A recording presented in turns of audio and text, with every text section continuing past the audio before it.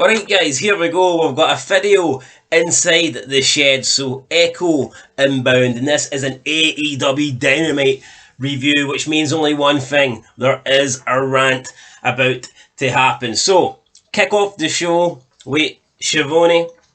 Now we see Orange Cassidy making his way to the ring, and Orange Cassidy is taking on Ethan Page, whatever, who cares. Schiavone turns around and says, regarding Cassidy's match against some fucking bum from, I think it was Will Ospreay, some bum that nobody cares about at the Forbidden Door pay-per-view, and Schiavone says, it was a great match. In my opinion, it was a 5-star match. I mean, what the fuck? Again, pandering to Dave Meltzer here.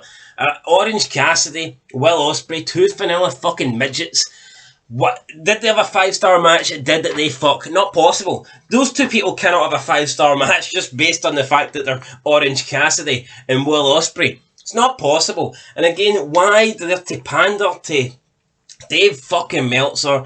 I just, you never hear this in WWE. You would never hear this in a professional company where they're, trying to promote some fucking guy that, watches 24 hours of wrestling a day and using his star system. Why not just say, it was a classic match, it was a great match, it was a match we'll always remember, it was match of the night, it was a phenomenal match. But no, they have to go with the whole 5-star thing, just to put Meltzer over.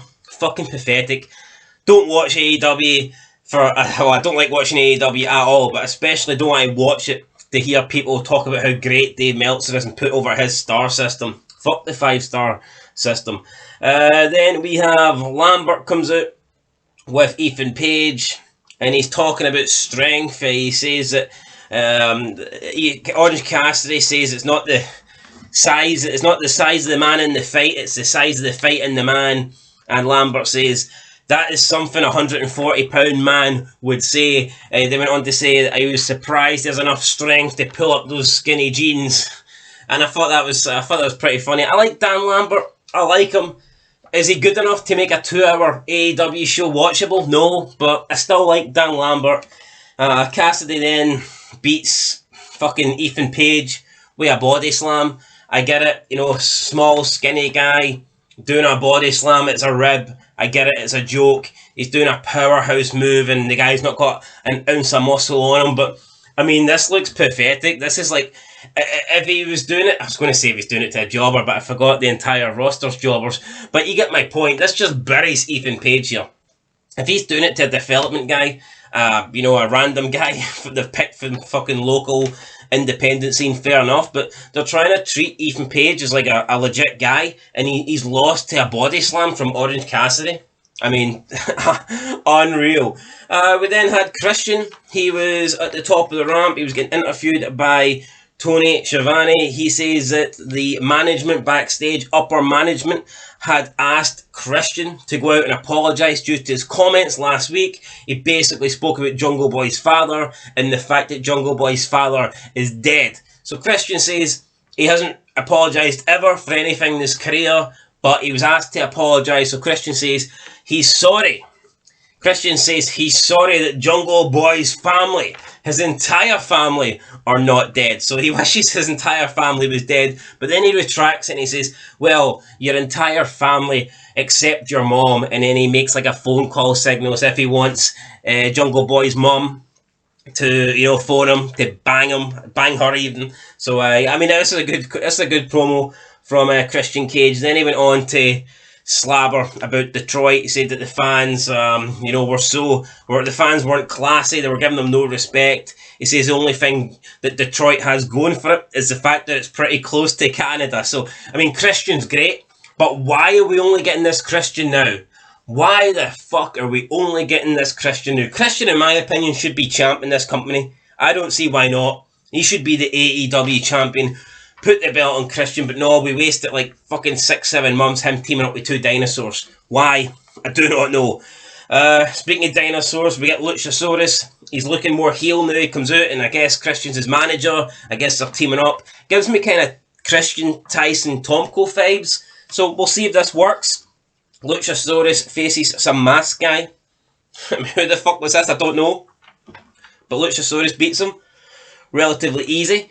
So yeah, just a jobber match really, and that's what you get all the time with AEW jobber matches, mismatches. So a lot of the times you look at the card, you look at the matches, and you're thinking this guy's got no chance.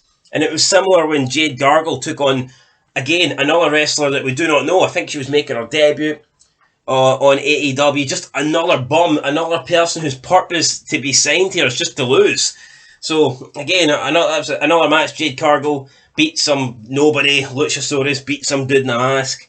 Then we had the Gun Club and Max Caster versus Danhausen and Fuck the Revival.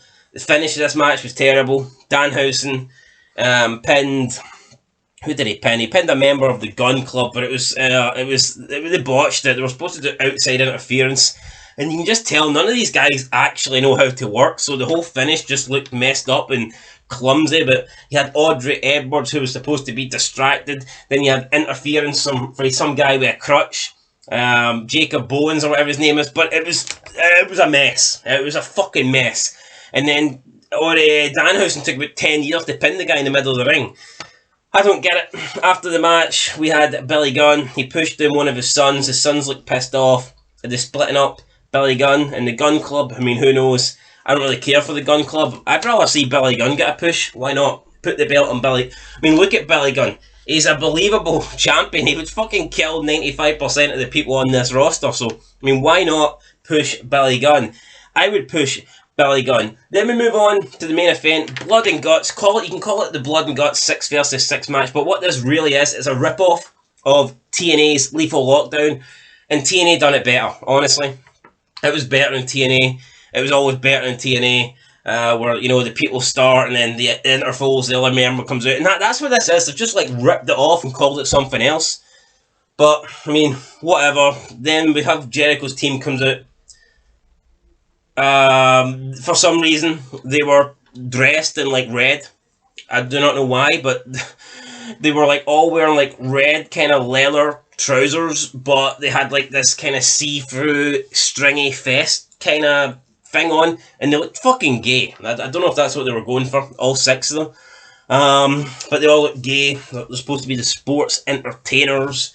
But there's nothing entertaining about any of them apart from Jericho, and I love Jericho. I know he's been the wizard Chris Jericho now, and I'm not going to bash Jericho because he always tries to reinvent himself, which is great. He doesn't believe in just being the same person over and over, and that's how I think his career's had so much longevity. Not that you can't have a long career being the same character, because you have some characters that are, let's be real, you have some characters that are iconic, like The Undertaker, right?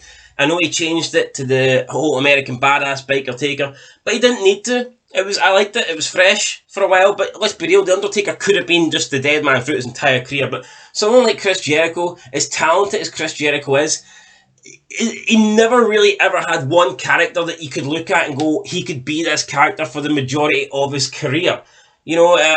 Same with Triple H, he's always had to change it up because they're not actual gimmicks. They're just they're great wrestlers, they're great personalities, great talkers, but they always need it to reinvent themselves a little bit. So I totally understand why Jericho's doing this, but I don't really like the whole wizard Chris Jericho thing. So unless he was a wizard and could just magically make Ty Contai's clothes disappear, then that would be fucking great. And speaking of Ty Conti, we're going to give the MVP of this show to, I'm going to call her Ruby Soho, but someone on commentary called her Ruby Riott. I think it was Taz. Halfway through the match, Ruby Riott came out and she started attacking Ty Conti, who was wearing this low-cut red dress, and she puts her on the floor, and the next minute you can fucking see her crotch and you can see her ass cheeks, and Ty Conti's desperately trying to pull down her fucking dress while Ruby Soho's beating the shit out of her. And I mean, here, that was great. So fuck it, I mean, that was the best part of the show, almost getting to see Ty Conti's ass. For me, that was a 5-star fucking brawl between Ruby Soho and Ty Conti. You heard it here first. Fuck Meltzer, I don't care what he thinks of the match. I think that brawl was the best thing I've ever seen on AEW. Hopefully we get a brand panties match next week, but we all know it's not going to happen. As for the Blood and Guts match, the 6 members came out of the Blackpool Bullet Club, or whatever the fuck they're called. We start the match with Claudio Costinogli and who's the other guy? Sammy Guevara. So they have a match. Jericho's team's got the advantage, so every 2 minutes, one of his guys comes in, then one of the face team come in. We had Regal on commentary. Regal was doing not bad on commentary. I like Regal, but he's not got a better wage. I'm going to put it this way: the peak of Regal was undoubtedly in the early 2000s, right?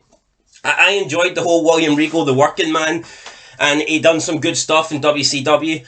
Not going to deny that. Even towards the end of his career in WWE, he done some decent stuff on ECW. I think he had a decent run as Intercontinental Champion on Raw, but the stuff he done with Eugene was good as well, no doubt about it. But Regal's best period was when he came in as the commissioner, and for up till around like 2002, 2003, the Ruthless Aggression era. I mean, between like the end of the Attitude Era and the start of the Ruthless Aggression era, that was Regal at his absolute peak.